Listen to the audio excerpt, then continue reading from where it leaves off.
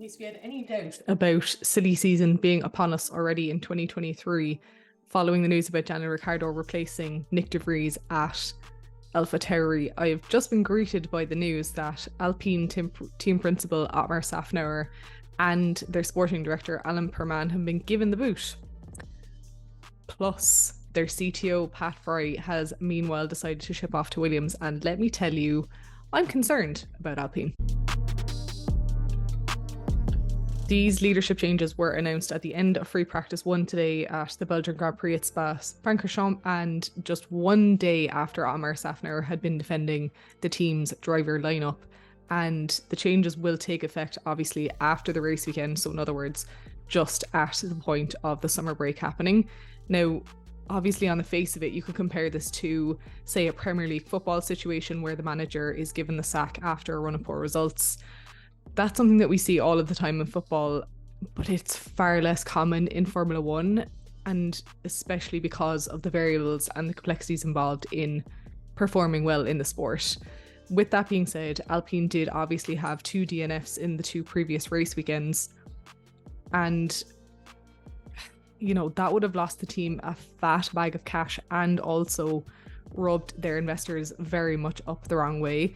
It does not look good to have a huge investor announcement in June and then in July to not score a single point for 2 races, as well as incurring damage costs and having very little return on investment from just the cost of logistically getting the team to each Grand Prix. So maybe the new voices at the decision makers table at Alpine's HQ in Enstone had enough of the current regime, and they saw sufficient red flags to make them think that the only solution was a changing of the guard here. With all of that being said, Otmar Safnauer has only been at the team since the start of the 2022 season, and that is a very short time in the grand scheme of tenure for F1 team principals, no matter what. When you zoom out and look at the bigger picture of Alpine's recent performance, they had been steadily improving until the 2023 season. So they had finished 5th in the Constructors' Championship in 2021, moved up to 4th in 2022, and that was seen as a really positive result. And then this year, it's been a mixed bag, but it's been negative lately. And right now they're sitting in P6 in that Constructors' Championship, which obviously puts them in the lower half of the table and crucially behind who they would have considered their main rivals in recent years, which is Aston Martin and McLaren.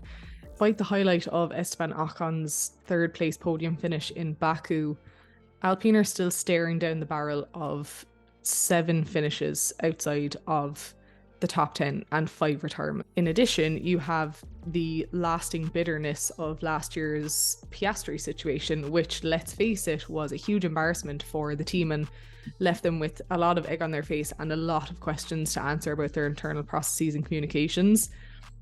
While McLaren may have had a tough start to the season as compared to Alpine, the tables have now very much turned, and Oscar Piastri is out there smashing it in his Papaya race car.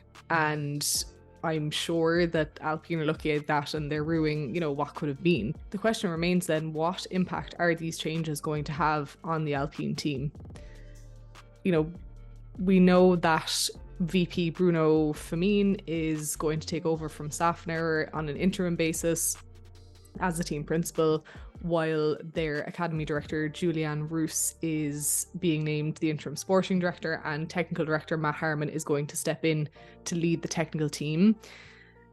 These are internal appointments, and therefore they don't rule out the possibility of hiring a full-time team principal from an external source. So are they looking potentially at Mattia Binotto? He is obviously been on, shall we say, gardening leave since finishing up with Ferrari. Will they look outside of F1? Will they look at other candidates? I'm really curious to see what's going to happen here, but one thing is for certain, things are pretty rocky at Alpine right now, and I think the very least that they're going to need is some sort of consistent performance this weekend in Spa. Thank you, as always, my friends, for watching and tuning into my channel. If you liked what you saw in this video, then make sure to give it a thumbs up and subscribe to my channel so that you never miss a video when I drop them. I want to know, as always, what your comments are on this situation. So drop them down below, share them, tell me what you think is going on at Alpine, and whether these changes are going to have any kind of positive effect at all. I will be hanging out with you once this video drops, and until then, take care and enjoy your racing.